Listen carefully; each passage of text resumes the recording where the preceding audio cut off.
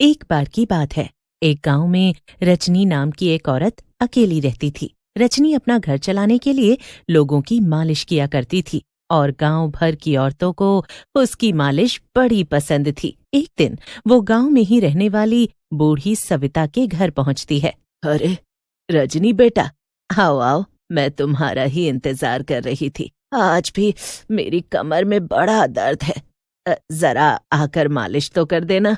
हाँ हाँ माँ जी, जरूर, आप लेट जाइए, मैं झटपट गरम तेल लगाकर आपकी मालिश कर देती हूँ, फिर आपका सारा दर्द उड़न-छू हो जाएगा। रजनी दिल की बहुत अच्छी थी और वो सभी बूढ़ी औरतों की मालिश बड़े मन से करती थी, जैसे वो सब उसकी अपनी माँ जैसी ही हों। जैसे जैसे रजनी सविता की मालिश करती है, उनका सारा कमर दर्द गायब होने लगता है। अरे रजनी, तेरे हाथों में तो जादू है, जादू। अरे मैं तो तुझे बड़ी दुआएं देती हूँ, तेरी वजह से मेरा सारा दर्द गायब सा हो जाता है। शुक्रिया माँ जी, अब मैं चलती हूँ, मुझे और घरों में भी मालिश करने के लिए जाना है। हाँ हाँ रजनी, मगर रुक तो सही, मैं अभी मोहन को बुलाकर तुझे मालिश के पैसे दिलवा देती हूँ।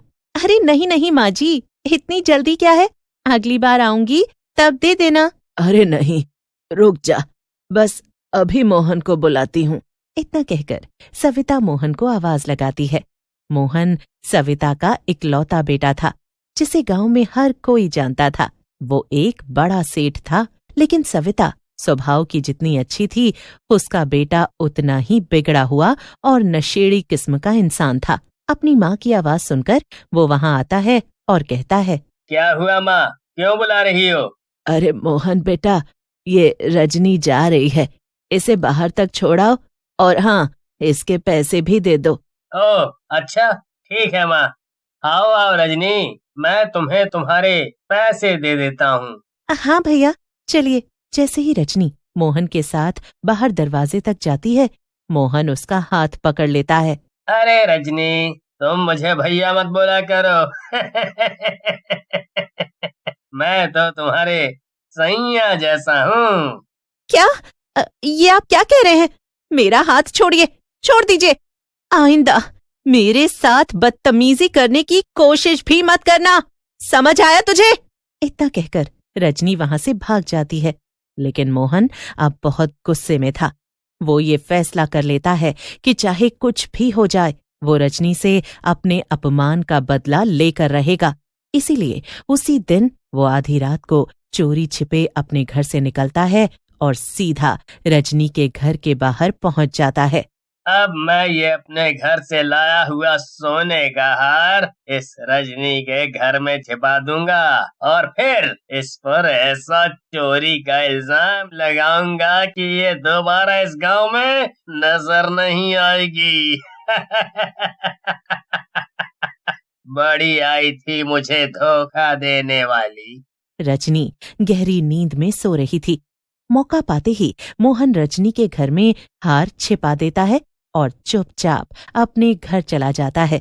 अगले दिन सुबह सुबह ही जब मोहन उठता है, तो उसे सविता के चिल्लाने की आवाज सुनाई देती है।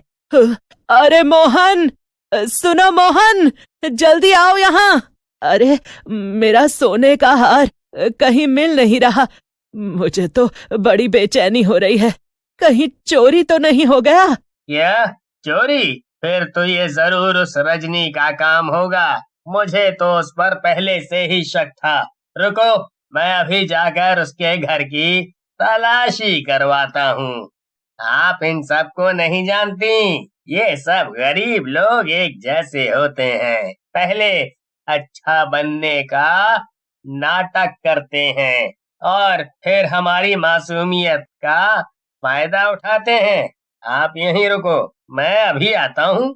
मोहन गुस्सा होने का नाटक करते हुए कई गांव वालों को इकट्ठा कर लेता है और रजनी के घर के बाहर पहुंच जाता है। इतने लोगों को वहां देखकर रजनी भी घबरा जाती है। अरे क्या हुआ? आप सब एक साथ यहाँ?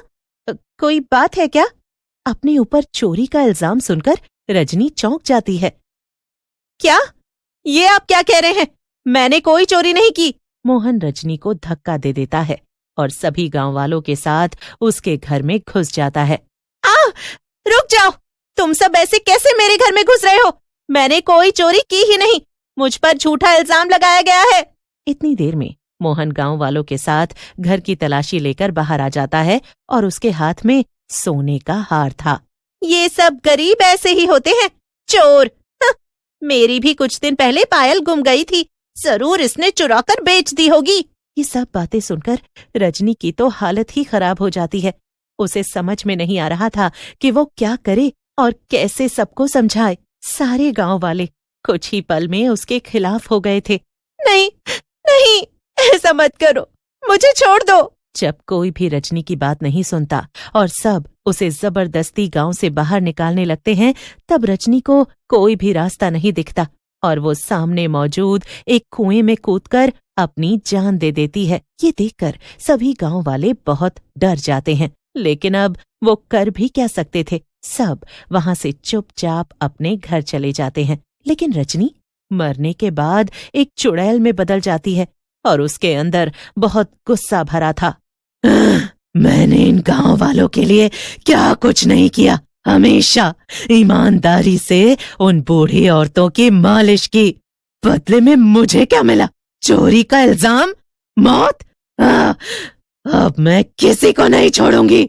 इतना कहकर चुड़ैल सबसे पहले मोहन के घर की तरफ चल देती है। वो देखती है कि मोहन मजे से अपने कमरे में लेटकर फोन पर बातें कर रहा था। अरे हाँ रघु, उस मालिश करने वाली को मैंने ही फंसाया था। ने मुझे धक्का जो दिया था, अरे उस गरीब औरत की इतनी हिम्मत भी कैसे हुई? अच्छा हुआ उसने खुद ही जान दे दी। मोहन की ऐसी बातें सुनकर तो चुड़ैल का खून ही खौल जाता है और वो मोहन के सामने पहुंच जाती है। चुड़ैल को देखकर मोहन की हालत खराब होने लगती है, लेकिन चुड़ैल अपने जादू से मोहन का मुंह बंद कर देती है, जिससे वो चिल्ला नहीं पाता। मैं वही मालिश वाली हूँ जिसकी तेरी वजह से मौत हुई, और अब देखना मैं तुझे कैसा सबक सिखाती हूँ। ऐसा कहकर चुड़ैल मोहन को जमीन और छत पर जोर जोर से पटकने लगती है। थोड़ी ही देर में मोहन की मौत हो जाती है और फिर चुड़ैल वहां पर अपना खास मालिश वाला तेल फैला देती है।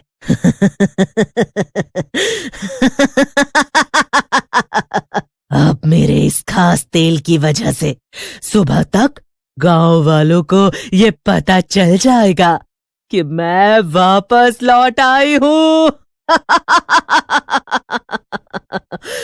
और ठीक ऐसा ही होता है। अगले दिन सुबह सुबह मोहन के घर पर गांव वालों की भीड़ इकट्ठा हो जाती है। सब ये देखकर डर जाते हैं। तभी एक गांव वाली औरत कहती है, अरे ये तो वही तेल है जिससे रजनी हम सब की मालिश किया करती है। इसका मतलब तो ये है कि वो वापस लौट आई है। अब वो हम में से किसी को भी नहीं छोड़ेगी। सभी गांव वाले इस बात पर हामी भरने लगते हैं, लेकिन तभी मोहन का दोस्त रघु सामने आ जाता है और कहता है, नहीं गांव वालों, चोरी रजनी ने नहीं की थी, बल्कि मोहन ने ही रजनी को फंसाने के लिए उसके घर में सोने का हार डाला था। इसी वजह से उस चुड़ैल ने सबसे पहले मोहन को मारा। अब वो पूरे गांव को खत्म कर देगी। मैं तो अभी गांव छोड़कर जा रहा हूँ। रघु वहां से तुरंत भाग जाता है, लेकिन बाकी गांव वाले मजबूर थे। वो इतनी जल्दी अपना घर छोड़कर तो नहीं जा सकते थे। अगर हमें इस चुड़ैल से पीछा छुड़ाना है तो हमें कुछ करना पड़ेगा। मैंने सुना है कि मोमबत्तियां जलाने से भूत प्रेत अपने पास खींचे चले आते हैं। रजनी भी जल्द यहाँ आ जाएगी। और होता भी ठीक ऐसा ही है। मालिश करने वाली चुड़ैल रजनी सविता के सामने आकर खड़ी हो जाती है। चुड़ैल सविता को मारने के लिए आगे बढ़ती है, लेकिन तभी कुछ गांव वाले एक जादुई जाल फेंककर चुड़ैल को उसमें कैद कर लेते हैं। चुड़ैल उसके अंदर तड़पने लगती है। नहीं नहीं, मुझे तुम सबको खत्म करना है, छोड़ो मुझे। लेकिन कोई गांव वाला चुड़ैल की बात नहीं सुनता और सविता उन बाबा की मदद से ऐसी पूजा करती है जिससे चुड़ैल को मुक्ति मिल जाती है और वो हमेशा हमेशा के लिए गायब हो जाती है।